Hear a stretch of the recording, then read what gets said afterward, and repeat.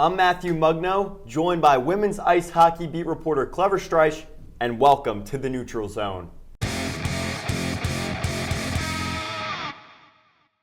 Clever, women's hockey, going into holiday break. What's going on with the team? I've never seen a start like this for the Bobcats. They're 17-2. And since then, I think the biggest storyline that you could sort of run through this season is the emergence of the top six, specifically the second line. Olivia Mobley, Shea Maloney, Madison Shantler. They've been incredible to start the year. Collectively, 64 points between those three players. But the player that's impressed me the most, I think, and that's had that breakout year that's allowed for that 17-2 start has been Maya Labad. I mean, since her first year season, she stepped forward so much, and she's gotten 11 goals, 7 assists, 18 points, the Nutmeg Classic MVP. It's really showing promise for the future. But flipping the script over to men's ice, what do you think's been the storyline so far that you've seen? Because for the women's ice, it's been their offensive prowess on that side of the puck. Would you say the defensive brand is still there for the men's ice team? Yeah, the defensive brand is there, and I think that's what we're seeing is the most significant aspect. But wins against Boston College, North Dakota on the road,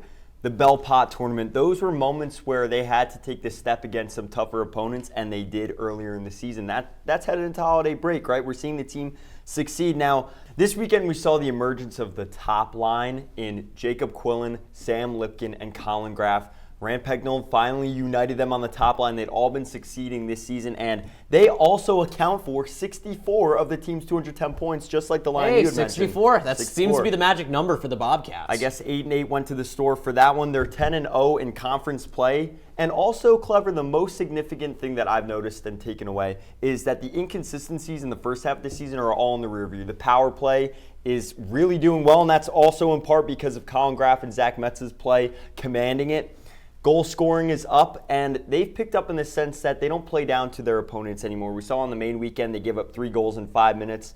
There seemed to be some inconsistencies against North Dakota. They surrendered 5 goals and then had to fight back to tie the game. So I think that they've managed to weed out those inconsistencies, and we saw that this weekend with 16 goals in 6 periods of play. Since that main game, I'm not sure if the women's ice team has really had sort of a faltering moment like the main game. They've only taken 2 losses this year. One of them was to Yale back in November, and the next one was to Providence. This was such a fascinating series to watch because it challenged the Bobcats in a way that I don't think that we've seen them really pressured. How can they keep a lead? How can you keep the foot on the gas pedal playing a full 60 minutes? Because they've pretty much dispatched every single ranked opponent that they've had to face so far on the women's side. On the men's side, you have a couple of big ranked wins, a shootout win over UMass over in the Bell Pot championship game in the Friendship 4.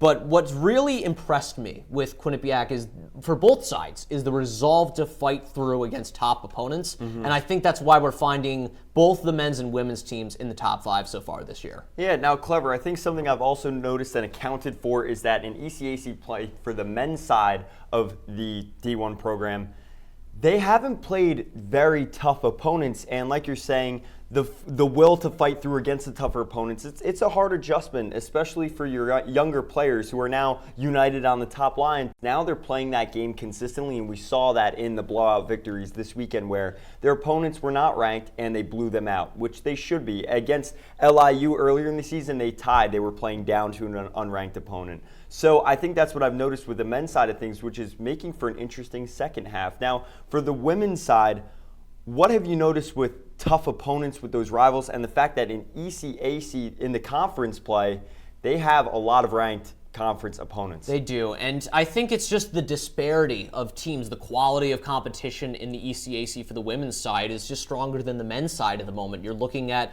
men's ice obliterating RPI and Union, scoring 16 goals in a weekend.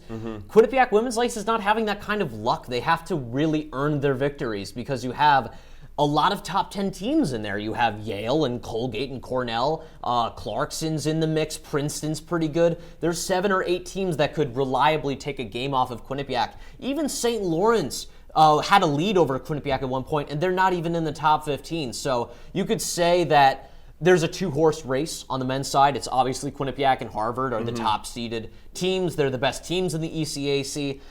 The bottom of the pit is a lot lower on the men's side, but the women's side, it's really competitive, and Quinnipiac has to earn each win. It feels like they have to earn each game, and that's really showing the resolve and fight factor that this team has. Next time on The Neutral Zone, we'll talk about the biggest games upcoming for Quinnipiac men's and women's ice hockey after the break. But for now, this is Clever Streich and Matt Mugno for Q30 Sports.